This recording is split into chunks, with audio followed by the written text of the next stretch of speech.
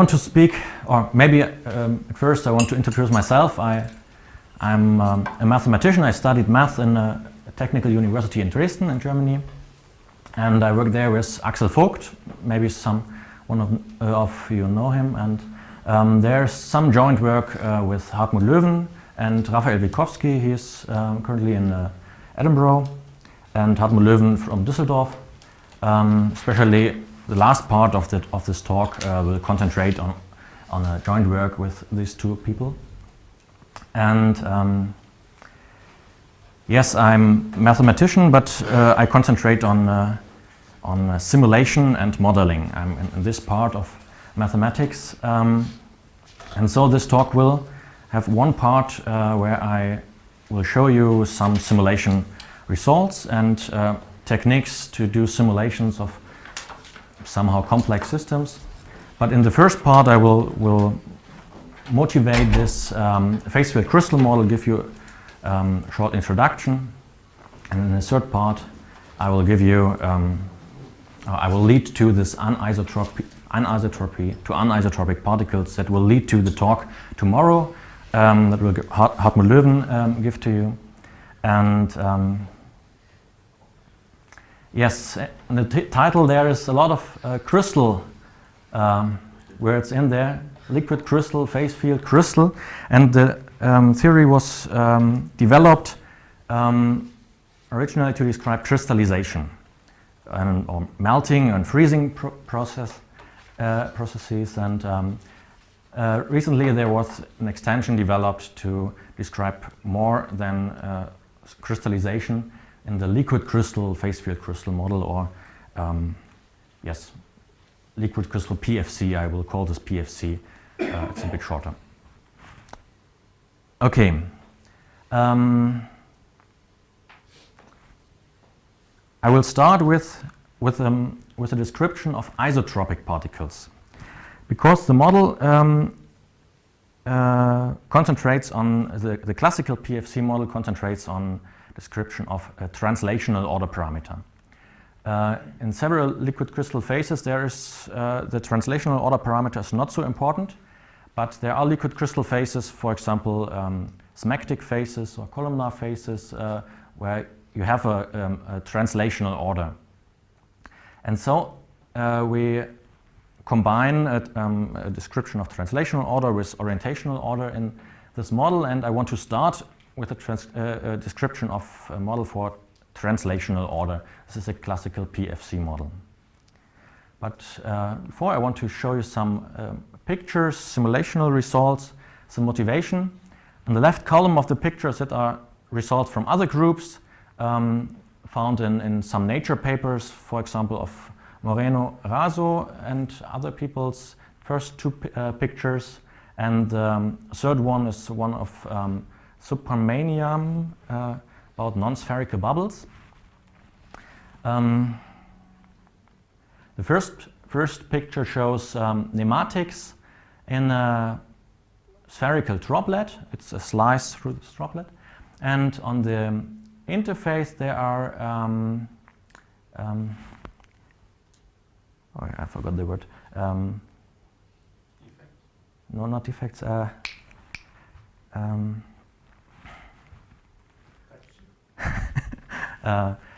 There are also particles, but surfactants, surfactant particles.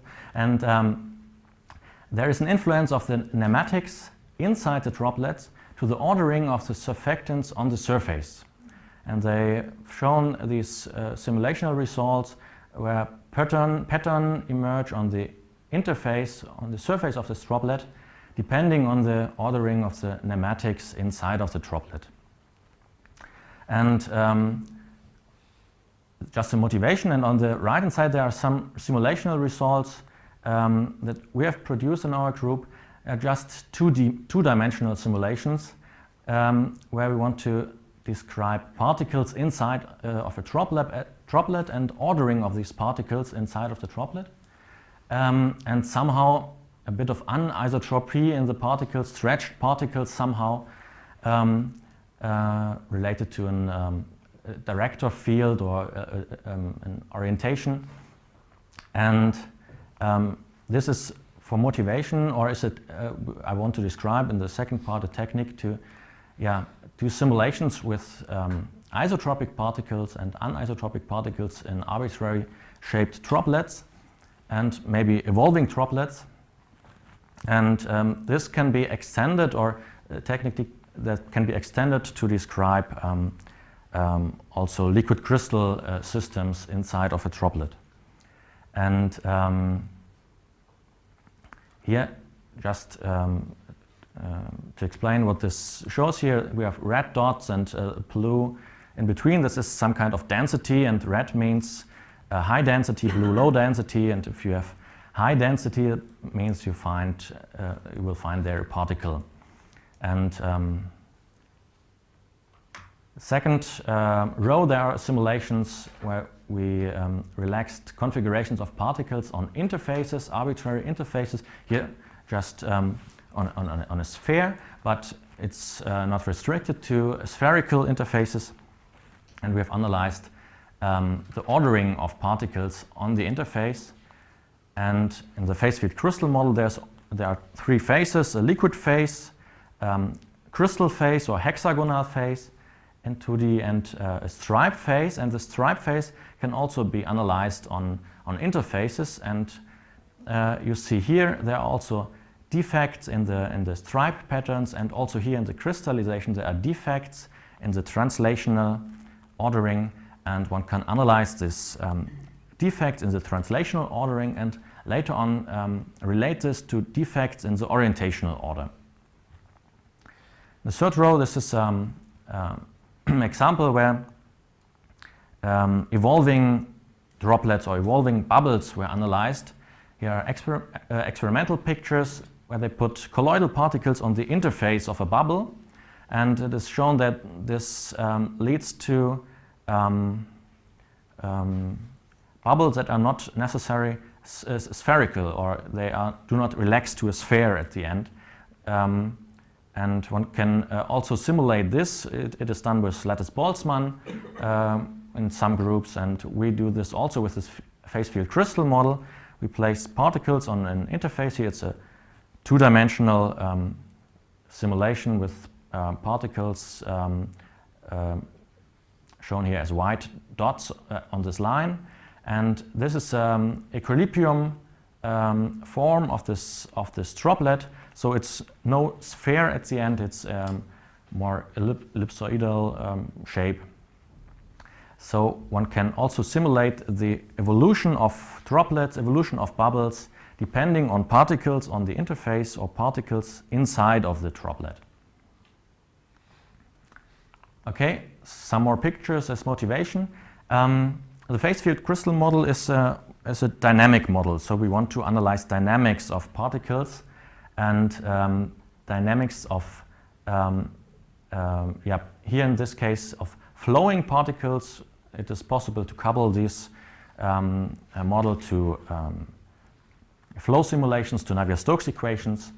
Left picture is a simulation of Gutsche and others, Kurt Kramer and Martin Rausche, for example, and they have done Brownian dynamic simulation of particles flowing around a nanoparticle that is fixed here in this domain, and they see density waves in front of this particle. And we also found these density waves in PFC simulations, and two different phases in the PFC, and all gives this density waves, and not only one density wave, but more than one density wave. That can be maybe seen here a little bit too, the second wave that will not be found with other classical methods. In the third part, I want to talk about liquid crystal PFC model, and the project that is joint work with Hartmut Löwen concentrate on interfaces between two phases. Here in this case we have an isotropic phase and a crystal phase, but a crystal phase with orientational order. And the second example is a smectic phase with orientational order, and a crystal phase with orientational order, and we try to analyze that the coexistence between these two phases and the interface between these two phases. Also the transition of the defect of the director fields is not shown here in these pictures. Yes, the liquid crystal PFC model gives a lot of different phases, not only isotropic and crystal, but also crystal with orientation, without orientation, smectic phases and nematic phases, smectic or stripe phases without orientational order. And this is just for 2D, but also in 3D there are a lot of phases that can be found, but the first simulations were performed here with in 2D to analyze a bit the model and the numerical methods to simulate this. Okay, let's start. This was motivation. I told you a little bit what I want to tell you. Now, the first part is derivation, physical derivation of this model. Where does this come from? And the second part are the applications. Some are related to the pictures I've shown you. The third part is related to anisotropy, stretch particles or ellipsoidal particles, and a full liquid crystal PFC model. But I just want to give a very short introduction to this because Hartmut Löwen will tell you more about this tomorrow. First part, I want to start with a simple, with the model for isotropic particles because it's much simpler than the full anisotropic model. And motivation is this: if you have transition from let's say a solid phase to a liquid phase. Solid phase with one density, it's a constant, for example, a mean density 1 and a liquid mean density 0. That's not the real physical density, it's some kind of density deviation from a reference density. And if you have in the macroscopic phase field models, you have just constant phases, constant liquid phase, and then a solid phase and a transition, and then a constant liquid phase. But we want to have a bit more structure in it. We want to describe somehow the individual particles, and this is motivated by such an oscillating density wave or periodic density wave profile that has high gradients and a fixed amplitude and fixed wavelength or a distance between these maxima. And just phenomenological, one could try to modify a classical phase field model. Classical phase field model means we have no minus here. We want to minimize the gradient of a density field so that we get a constant phase for solid and a constant for liquid and some transition that depends on a bulk free energy or a double well potential. But for this periodic oscillations here, we need a bit more. We need gradients, so we maximize the norm of the gradients somehow. And to regularize this a little bit, we add the next higher order term, a Laplacian, that gives us stable density waves here. This is the minimal PFC free energy that you can write down. So can you just explain the notation with the subscript 2 on the norm? On the left first term. This is a Euclidean norm, a 2 norm of a vector. It's just a vector, it's just a finite dimensional. Yes. This is gradient of c squared. Gradient of c squared, yes. Yes. Euclidean norm, because later on there are other norms of vector norms, for example, Frobenius norm, and so I write down here the subscript. And this is just the squared of the Laplacian. Psi is a scalar field, and so this is a vector field, and this is also a scalar field. And later on you will see that this A1 parameter is somehow related to temperature, or to temperature difference to a melting temperature. This A2 is very often a fixed parameter. Sometimes it's neglected in some models. It's set to 1 or something like that. The important parameter is this A1 temperature, and another parameter that is not cannot be seen directly is the mean density or the mean psi over a finite domain, or the mean density that is relevant in this model too. Okay, we have an energy. It's just written down here. Later on I will explain where this comes from. And now we want to minimize this energy, but not simple minimization. We want to have a dynamic equation that really describes the dynamics of the individual particles. And I will write down this simply here. We have one constraint, is mass conservation here, and one example of an equation of a flow that conserves mass is a h-1 gradient flow. So we have a variational derivative of the energy and a Laplacian in front of it that gives us the time or the evolution equation.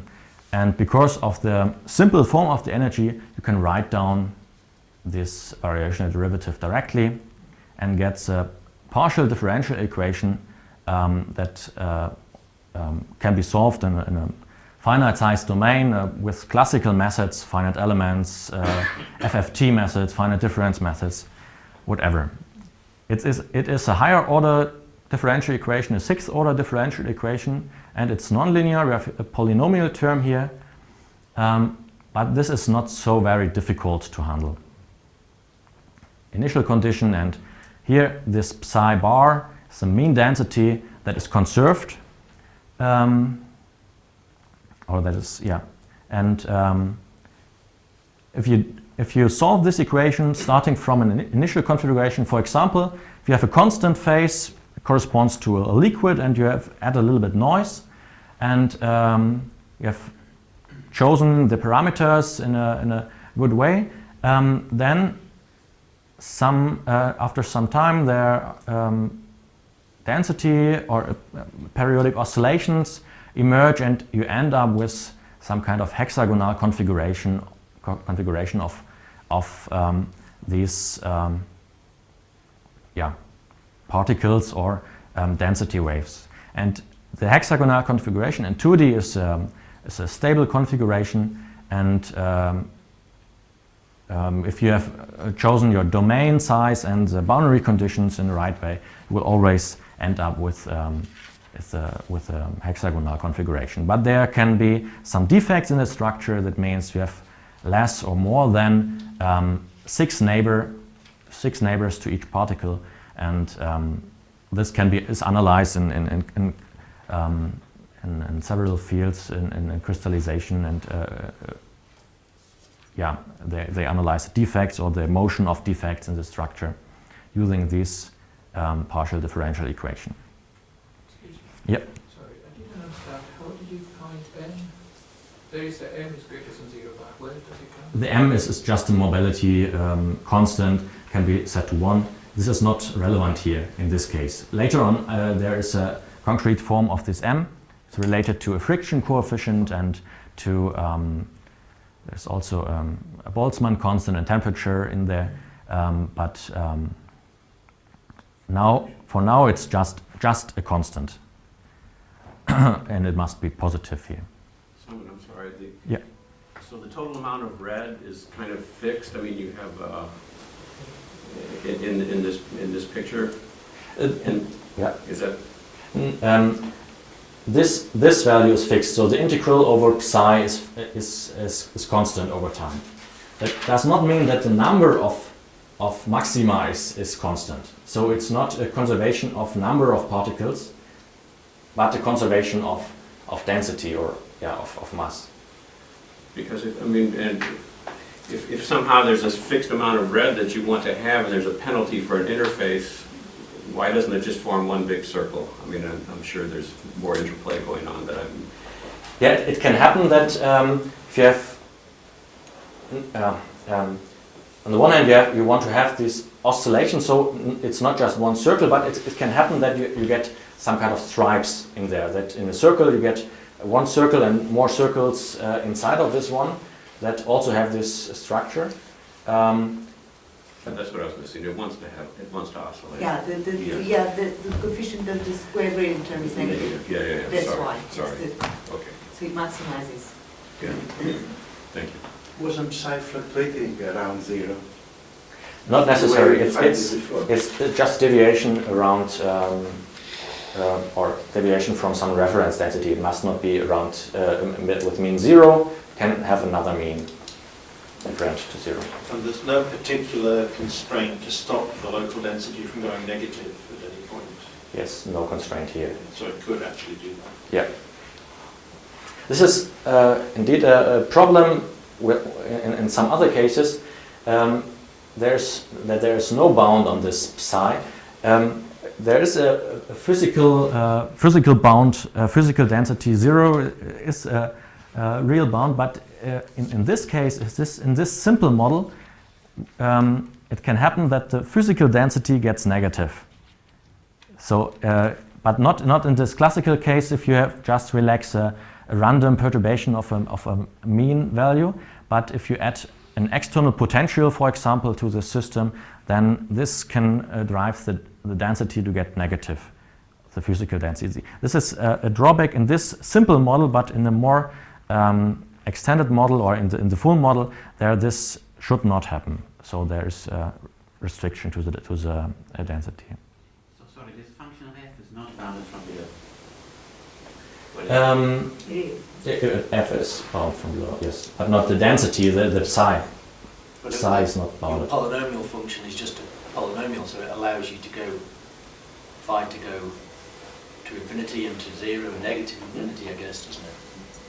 It's high energy, but it's allowed. Yes, here this one. You mean. There's no actual bound on what phi will be. No, there is no other bound on this psi. No. You could have just put into omega there some function that blew up as c went to -1. That would have prevented. This is some kind of double well. It's I think two minima and. I'm saying if that blew up as c went to -1, then that would prevent the density going to 0. Yes, psi -1 is the related to density 0 here at the top. So it's a minimum in this case. But in the numerics, if you discretize this in time, for example, and in space, then it can happen that this bound, that you go below this bound of psi -1. It can happen, and it happens somehow in the numerics. Okay, but let's go one step further. This is just a phenomenological description of this model with this negative gradient here in the energy and a higher order term. But now where does this come from? Where does a dynamic equation comes from? And how are the parameters A1, A2 related to some physical quantities? Can you measure it? Can you calculate it with other simulations and relate it to other simulations? And this can indeed be done. And now I want to sketch a little bit the derivation of the phase field crystal model from some physical equations. And I want to do this in about 10 steps.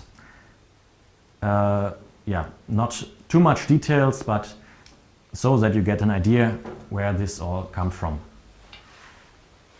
One could start here with a dynamic equation, starting with the motion of n identical isotropic particles. And here we consider overdamped dynamics. So just the velocity of the particles is related to a force term plus a random noise term. And here you have the friction coefficient, and the force is described by sum of gradients of potentials. So we have external or one particle potential that acts on each particle individually, and we have an interaction potential here, and we neglect higher order potentials. So this is a starting point for the dynamic equation. We start with a Langevin equation of motion. So the particles in some fluid, that's where the friction is coming from? They are in a heat bath,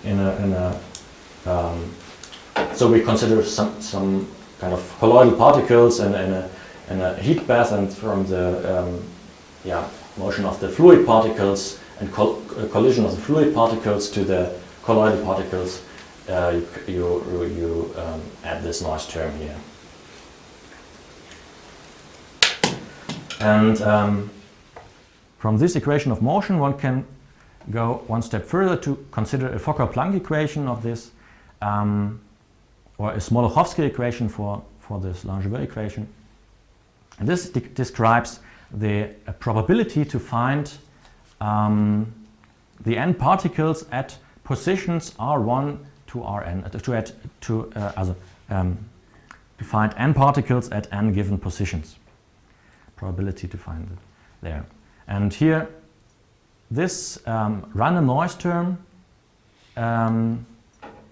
results in some kind of diffusion term, Laplacian, with a factor. This factor comes from the concrete definition of this random noise term of the second moment of this. And Boltzmann constant temperature. And we have a Laplacian of this probability density. And on the other hand, the force term, or the vector of these forces, result in a divergence of this vector times the probability. This is can be found in classical theory of Fokker-Planck equation, and we go from equation of motion or Brownian motion to Fokker-Planck equation.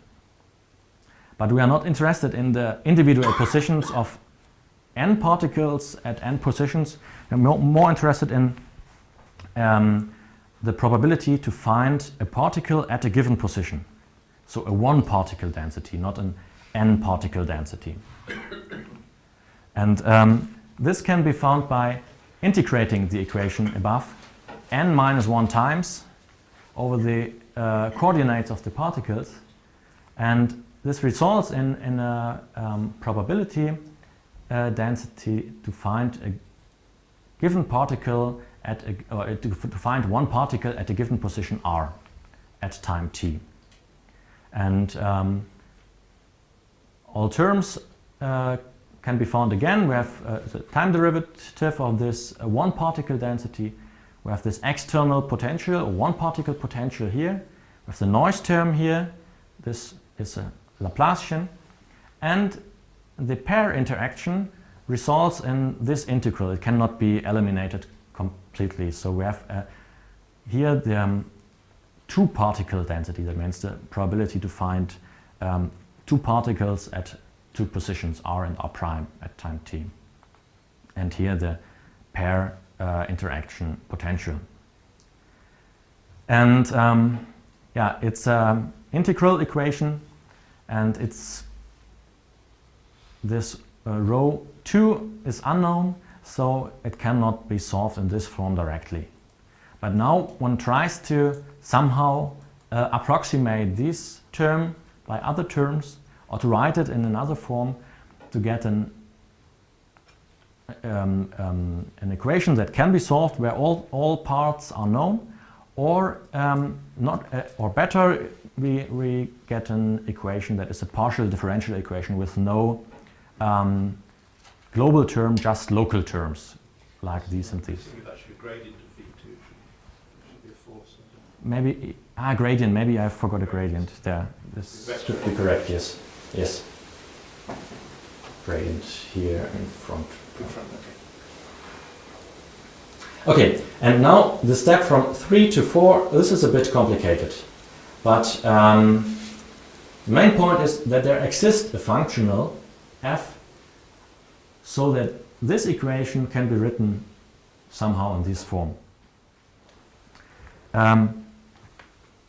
you can find a functional that grand canonical functional that has a minimizer that is equal to the equilibrium particle density here. So if you have equilibrium particle density, you can relate this to a minimizer of a functional f, and such a functional exists, but we don't know this functional for the moment. And you can write this equation here in such a form. First two terms are not so very difficult, but the third term is a bit difficult here. And you can split this functional in three parts. An ideal solution or ideal gas part related to this Laplacian here, an external potential part, and an access-free part of the energy that is related to the interaction of these particles.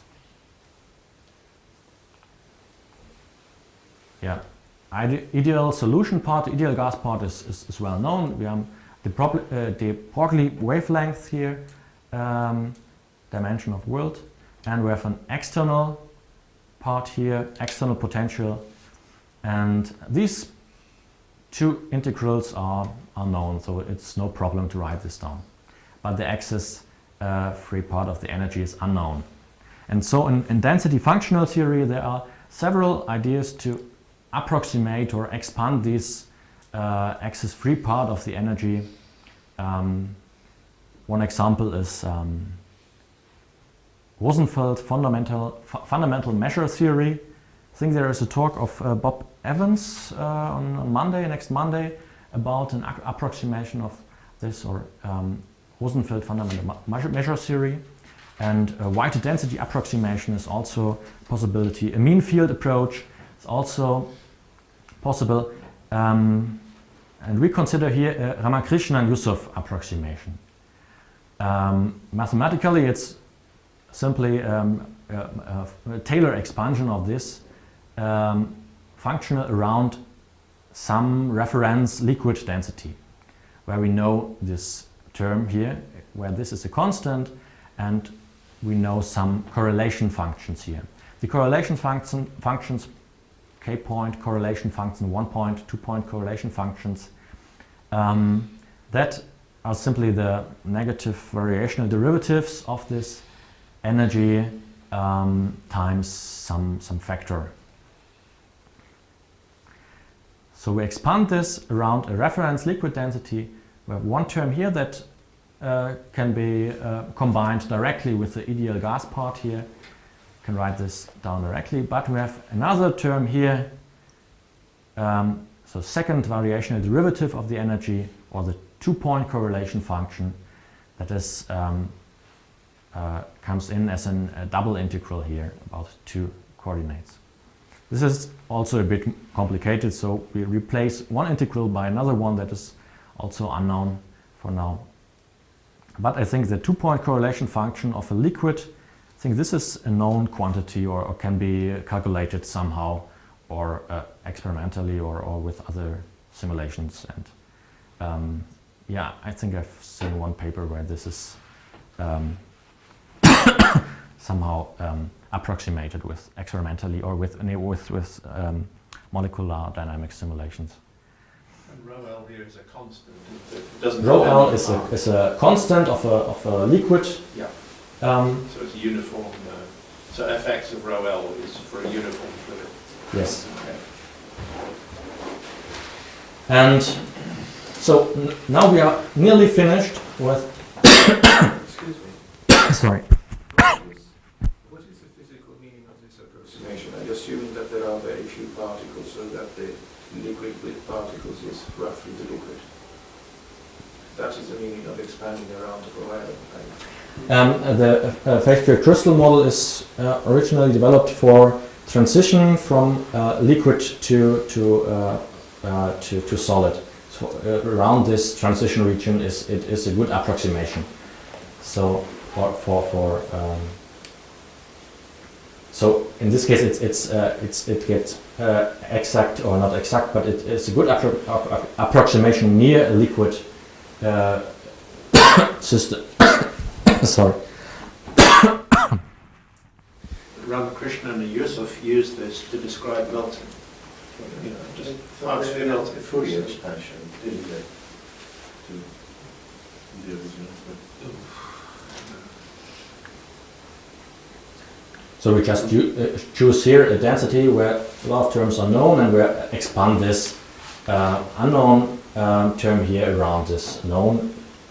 But physically, yeah, melting is, or the transition between liquid and solid, there this gives good approximation, this Ramakrishna and Yusuf approach here. And now we are nearly finished. We just have to express this integral, double integral here, so that we can relate the sum of these three parts of the energy and the gradient of the variational derivative of this sum to our partial differential equation. And this can be done by expanding this two-point correlation term in Fourier space. It is some kind of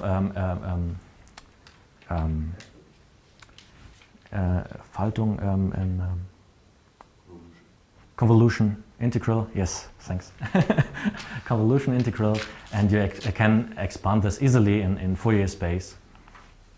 And the expansion gives you expansion, and this is just up to second order, and we have three coefficients of this expansion, and these coefficients can also be calculated from other simulations. This is one part. We expand this C2 term in Fourier space, and the other thing is we also expand the ideal gas part around reference density to get this polynomial terms here. And now this is all what we have to do, and we are finished. We have this PFC energy that I've written down at the beginning. Now an external potential is added here, but this is so not a big difference. Just this polynomial in psi and an expansion of the two-point correlation function to describe the interaction of particles. And The external potential is homogeneous, does not depend on R? no, it depends on R. It's not written down here, sorry. It can also depend on time, but it is assumed that an equilibrium, also this is constant. So this only depends on R. But yeah, it can depend on the space coordinate and on time. And going 2 slides back, here the evolution equation from dynamic density functional theory states that we have a time derivative of the density, a mobility related to a friction coefficient and times the density, and the gradient of this derivative of the functional. And now if we replace all this and we take a new variable, the density deviation somehow, and insert this, we get here concrete form of a mobility. Now it's not anymore constant, it's a mobility that depends on the density and on the friction coefficient and some other terms put into this mobility coefficient here. But a simplification would be to assume that the mobility is constant. This is so-called PFC2 model, or we replace this term here simply by a constant. This also be done and gives also good results. Okay, just coarse sketch of the derivation. There are some details here that are a bit more complicated, but get the idea that we start from an equation of motion, going further probability density, and then dynamic density functional theory using DFT density functional theory to approximate an functional f that approximated, expanded in around the reference liquid density and some coefficients in Fourier space, and we end up with this equation that is a local equation, no integral terms anymore, and it is a partial differential equation that can be solved with classical tools. Okay. If you want to get more detail, there are several papers about derivation of phase field crystal model. One review article that is published end of 2012 has a very short form of this process here, of the 10 steps, written down in the paper. A review article by Heike Emmerich and Hartmut Löwen also is involved in this article. And there are a lot of applications of this phase field crystal model written down, but I want to concentrate just on 3 examples here that we used in our group to describe several different problems. Example 1 could be related to nanoparticles in complex fluids. Complex fluid somehow consists of polymer coils that flow around and that interact with each other and interact with the nanoparticle. Second example related to droplets filled with particles and symplectic order on surfaces. It's a bit preliminary work that we have done with this classical PFC model. Okay, application 1, flowing particles.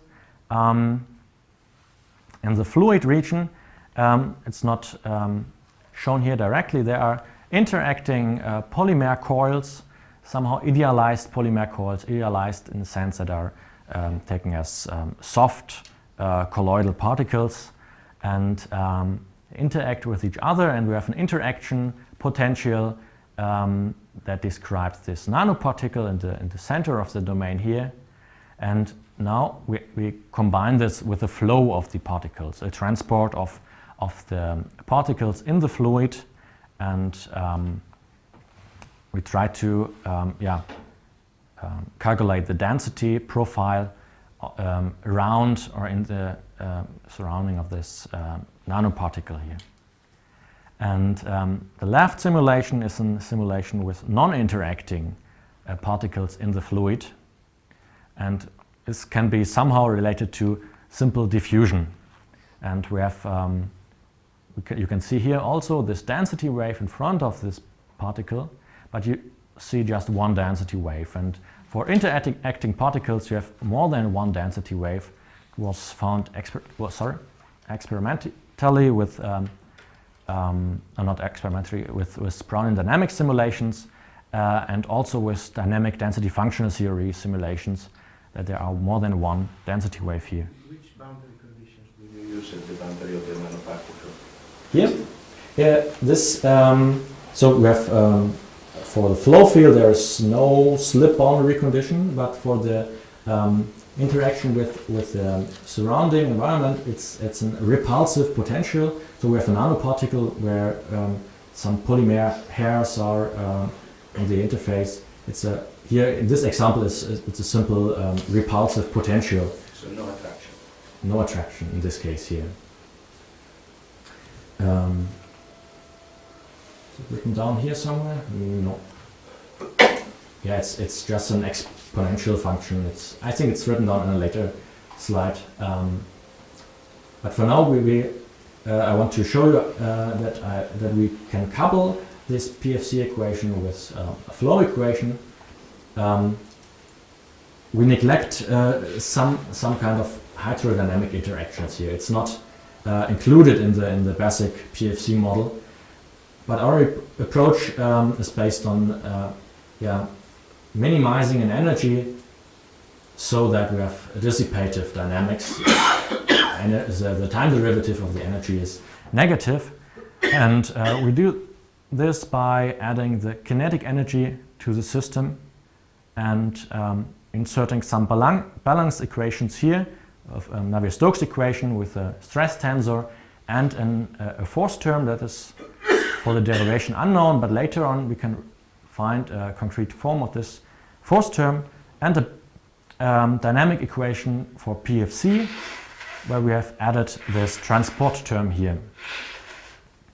And if you do so and want to find negative time derivative, then you end up with one condition, that the force is something that is proportional to a chemical potential of the system times gradient of the density.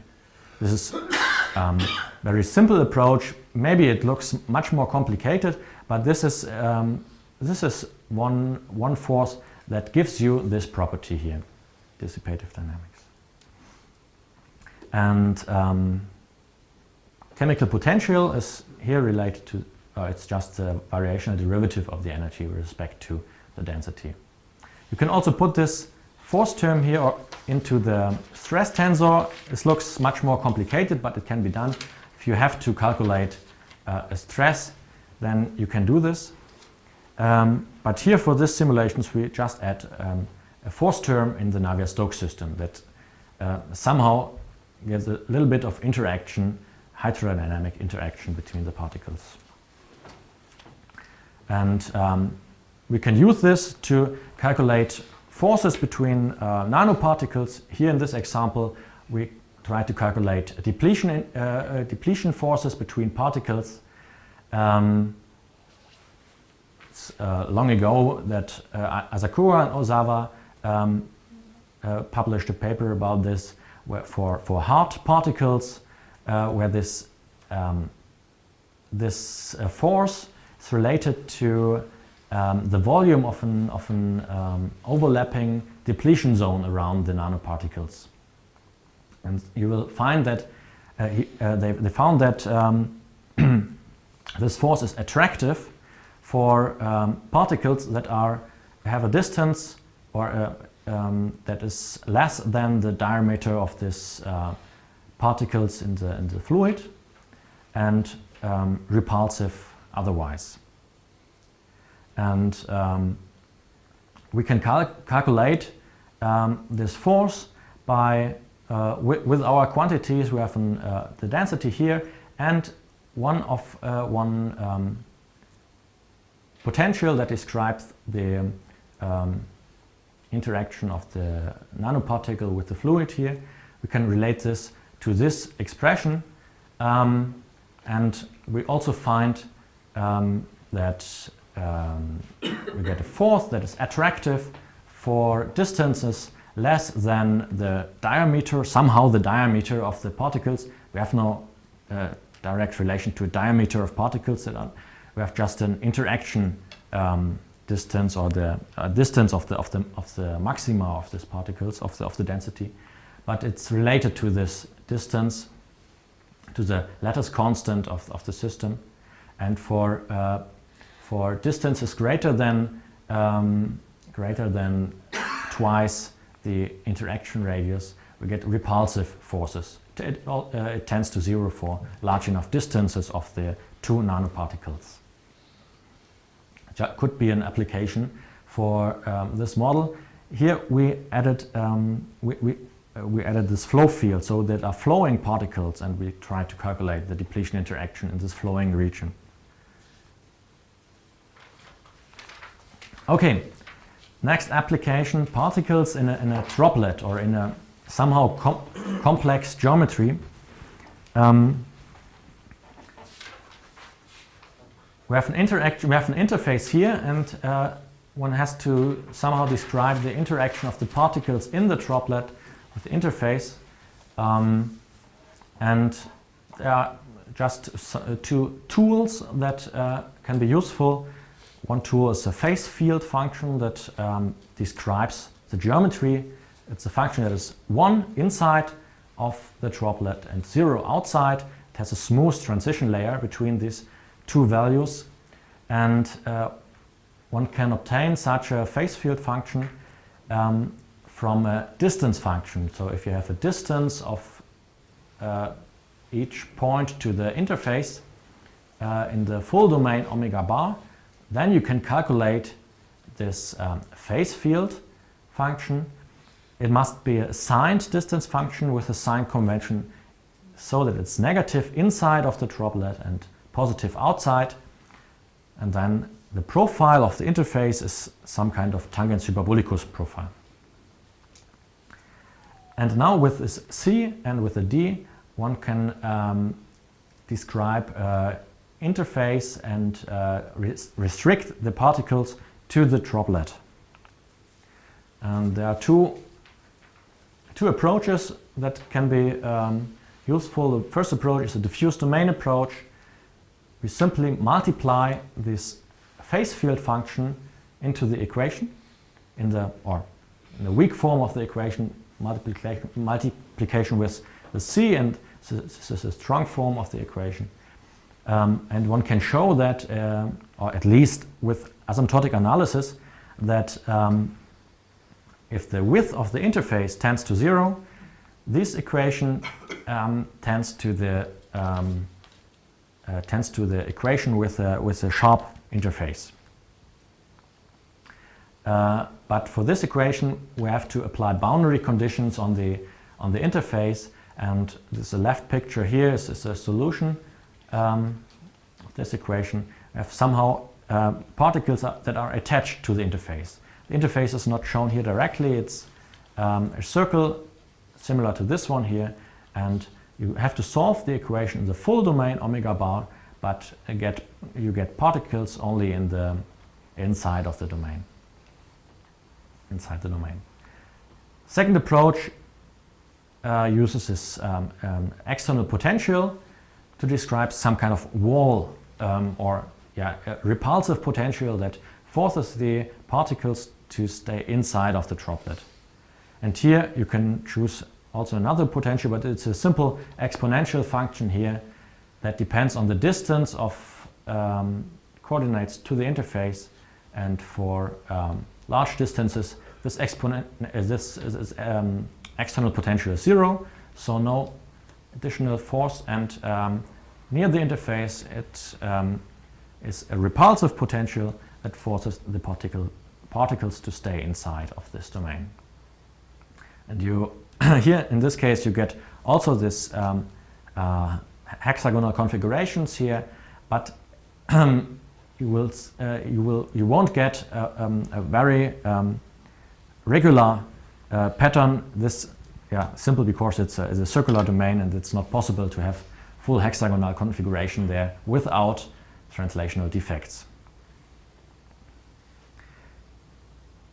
The other thing is to have particles on an interface of this droplet, and this is can also be done with some kind of diffuse interface approach, where we replace the phase field function by some approximation of a delta function.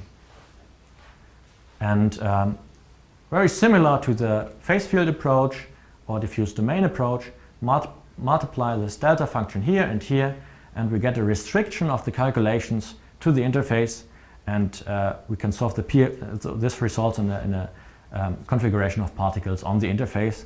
But we have to solve the equation in the full domain omega bar, where this interface is inside. So 2 slides back, interface here is embedded in a bigger domain omega bar, and we have to solve the equation in the full domain to get the results on the interface. Another approach is also possible. We can modify this energy here and replace all differential operators by surface differential operators to get an energy on the surface or on the interface, and also an evolution equation on the interface. This can very easily be solved using surface finite element method. Here you have to discretize only the interface and get the calculations or the results on the interface. This is done in several simulations, so we concentrate somehow on simulations of partial differential equations on interfaces and on complex geometries. Here you see the diffuse interface approach. We have to solve an equation in the full domain, but get results only on the interface, and you have to use some adaptive refinement techniques, for example, as finite elements, to save costs, simulational costs here. the second approach, the surface operators approach. You have to discretize the interface somehow with, for example, with triangles here, and then you can use surface finite elements to solve the equation. Here it's done for a torus, and you also get configuration of particles on this interface. It's also done for a very large number of particles, a lot of thousands of particles, and you will find that particles on surfaces, depending on the topology of the surface, must have the configuration must have defects, and you can analyze these defects, count these defects, and so on. And this can be related to the famous Thomson problem, for example, electrons on a sphere and some Coulomb energy between this minimization of the Coulomb energy. This is a numerical approach to find these defect structures for these configurations. But as I told you before, phase field crystal model in 2D has at least three different phases. The liquid phase we have seen in the flowing particles application. Crystal phase you see here, the hexagonal configuration of particles. And also we have a stripe phase where you have order, translational order in one direction and no order in the other direction. And now you can try to solve the stripe, PFC and stripe phase on the surface, and you will end up with configuration of stripes that are related somehow to symplectic order on interfaces.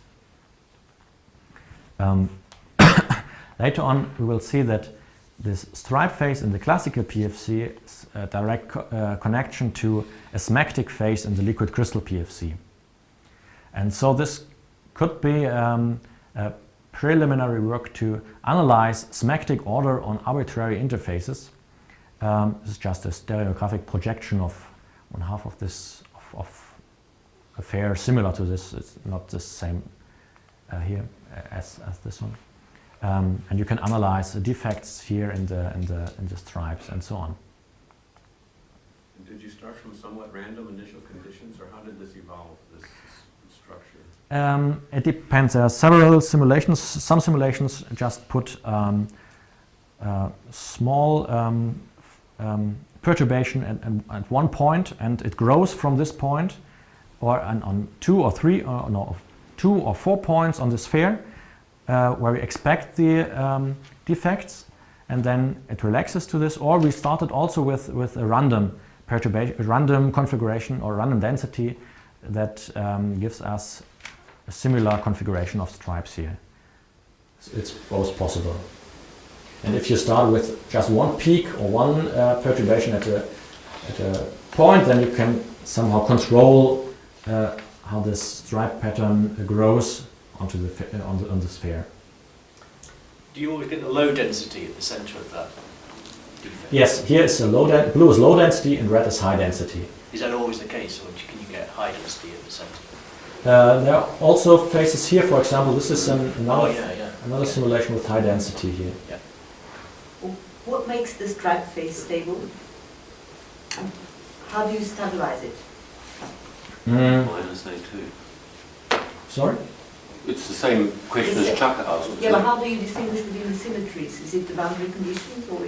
No boundary condition. It's just the balance between two parameters, A1 and A2. And you can control, no, 1 and A2 and the mean density of the system. Okay, so it's the control parameter is mean density. Mean density, or you can fix the A2 parameter and just control the A1, that's the temperature and mean density, and then you will get one of these phases, crystal phase or stripe phase. Physically it should be, I guess, a balance between the line tension and the surface tension, which should reflect in your parameter.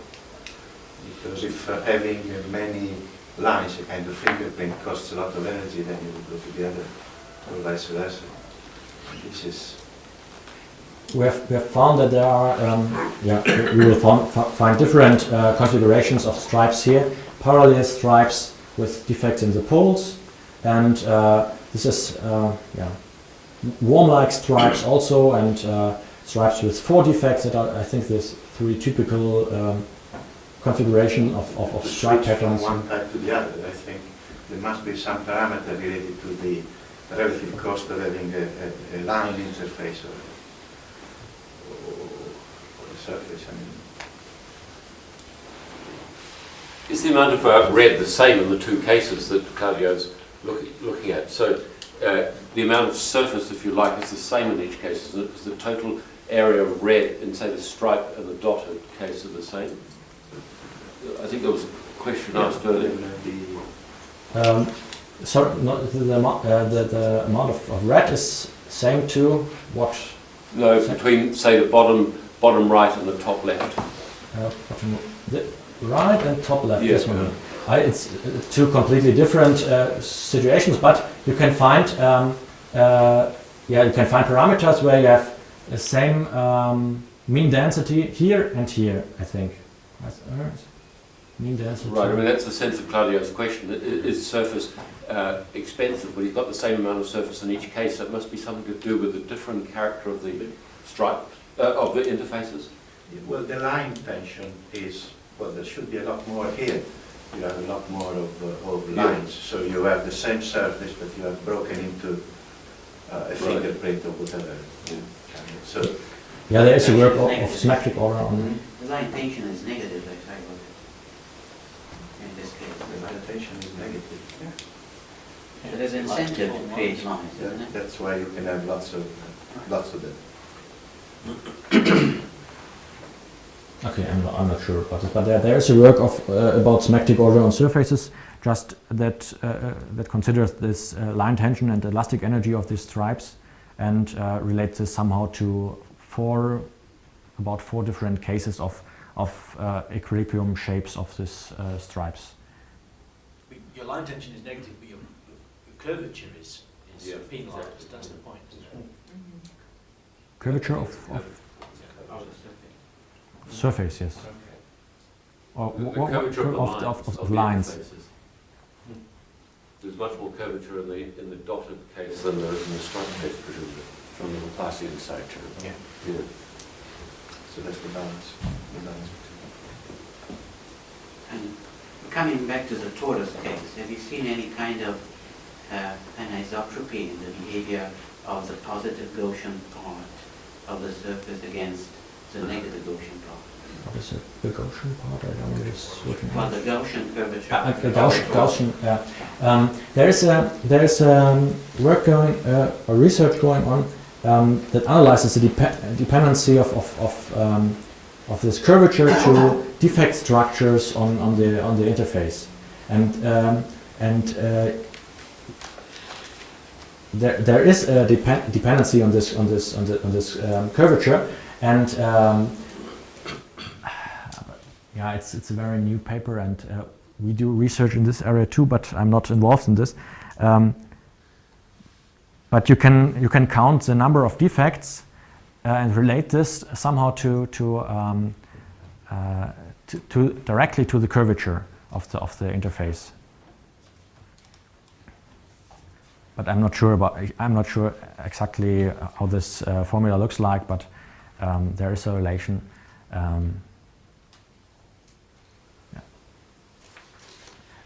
Yeah. We seem to have entered the question and answer session. And I'm conscious that time is... I don't know what's the time. Oh, it's up there. Okay. So I'm also That's just right. thinking of our technical support guy, who is also the coffee guy. And I'm sure he'll also have some duties between now and when we reconvene.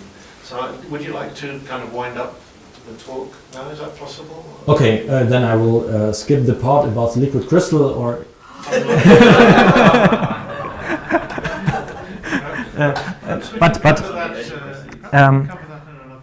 but I've brought here a poster. Maybe I can put this somewhere if there's space. Then we can discuss the liquid crystal part a bit more in detail. But this is not so important. This is also not so important here. Maybe just a small history sketch. In 2007 it starts that Hartmut Löwen developed a dynamic density functional theory for anisotropic particles. And later on in 2010 and 11, the theory of liquid crystal PFC was developed by Hartmut Löwen and Raphael Witkowski. Hartmut Brandt is also involved in a lot of these papers. And the first numerical calculations were done in 2011 by Christian Achim. And I've done simulations that were submitted, I think, in February this year. Sketch of the history. So it's the liquid crystal PFC is relatively new. And just 2 slides. Is it okay? 2 slides? We started in the PFC with the expansion of the energy of reference density plus density deviation. And now we're at a term that is related to an order tensor that involves a smectic order parameter and a director. So we have an expansion of the density in this form here. And if you insert this into the derivation and you go the same steps as before, and you have to do something else in between, but the same procedure as for the classical PFC, then you end up with an energy that looks like this one here. This is very familiar. You have a gradient term of the order tensor and the bulk free energy that is not written down here, but it's put into the polynomial here. And now you have a coupling term. And this coupling is couples the translational density to the orientational density. Yes, so the energy is not very much complicated. Another thing is you can add polarization. It's not so important here. But you can write down also a dynamic equation for this that depends on the density and on the order tensor, a variational derivative of the functional with respect to the order tensor, and dynamic equation for the order tensor as well. And you have now a fully coupled system of equations that relies the translational density to an equation for the orientational density. And this is just to motivate the next talk of Hartmut Löwen, where this is a bit more, the derivation of this is a bit more in detail. We have a system that has 3 order parameters: the translational density, nematic order parameter, and a director field. And we can solve for all 3 of this at the same time, and they all are coupled somehow. And this is done in the simulations. I can show you on the poster or here just the results of this interface between the 2 phases. Here is smectic phase. Here's a nematic order parameter is plotted, and red is always high and blue low values. And the director field is not plotted here, but can also be extracted from Q. And you can analyze the transition from a director field from one phase, here a smectic phase, to a crystalline phase with orientational order. It's a very strange transition of the director field here. You see here the nematic order parameter is a strange configuration and looks a bit complicated, and also the director field looks a bit complicated here. A lot of defects in the structure, a lot of roots of the nematic order parameter, and you can analyze this and the transition from here to here, for example. That was done in the last paper, joint work with Hartmut Löwen and Raphael Witkowski and Axel Vogt, and polarization can include it as well. And we have also done simulations with a model that has translational density, nematic order parameter, a director field, and a polarization field. And there are a lot of phases in 2D that we don't know, but with just a proof of concept simulation of the system, and we find a crystal with hexagonal translational order, orientational order, and a polarization field on the particles, and there's a lot of work to do in this direction. It's nothing published about this results or numerical simulations of this full polarization PFC model that couples 4 order parameters, and a lot of open questions. I think there's no phase diagram for this system, and you have to do a lot of work here, but maybe there are a lot of interesting questions concerning the interplay between translational density and orientational density, and polarization field maybe also. And yeah, with this question I want to finish this talk. I'm the one who do simulations, and I'm interested in the physical questions that are related to the interplay between these two fields, translational and orientational order, and maybe we can discuss this in the next days or so, or today. What questions arise there, or is it transitions between these phases, the smectic phase and phase that has a smectic phase with translational order and then phase without translational order? What can be analyzed there?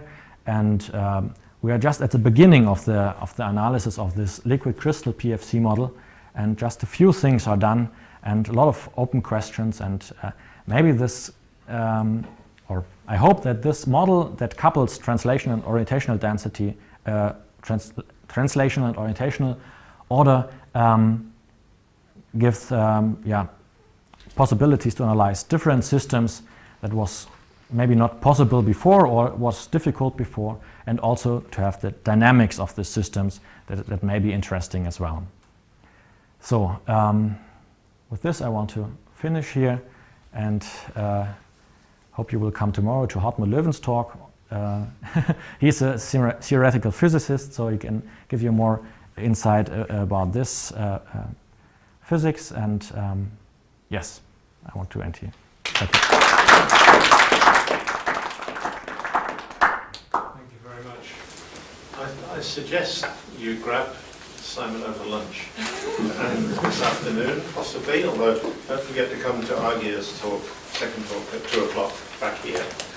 And then we have Hartmut's talk tomorrow, and then also he'll be here all that afternoon and Friday morning. So we have a period of at least a day and a half in which we could pick up some of the questions that I'm sure come from Simon's talk. Is that okay? Good? All right. Thank you.